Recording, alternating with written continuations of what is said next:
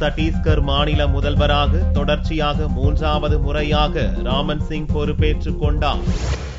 90 தொகுதிகளை கொண்ட சத்தீஸ்கர் சட்டசபைக்கு நடந்து முடிந்த பொது தேர்தலில் ஆளும் பாரதிய ஜனதா கட்சி 49 தொகுதிகளை கைப்பற்றி மீண்டும் ஆட்சியை பிடித்தது. எதிர்க்கட்சியான காங்கிரஸ் 39 இடங்களையும், பகுஜன் சமாஜ், சுயேச்சை ஆகியவை தலா 1 இடங்களையும் பிடித்தன.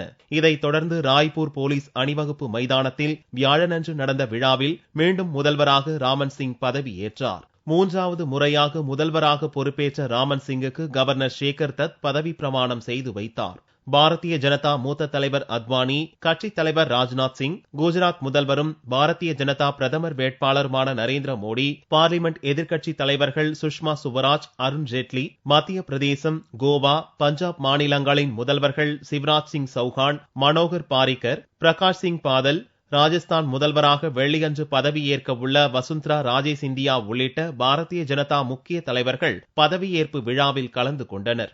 ஆயுர்வேத டாக்டராக இருந்து அரசியலுக்கு வந்த ராமன் சிங் வியாழனன்று முதல்வராக பொறுப்பேற்றதன் மூலம் தொடர்ச்சியாக 3 முறை முதல்வர் பதவியை பிடித்தவர்களின் பட்டியலில் சேர்ந்துள்ளார். குஜராத் முதல்வராக 4வது முறையாக பதவி வகிக்கும் மோடி, சிவராஜ் சிங் சௌஹான் உள்ளிட்டோரும் அந்த பட்டியலில் உள்ளனர் என்பது குறிப்பிடத்தக்கது.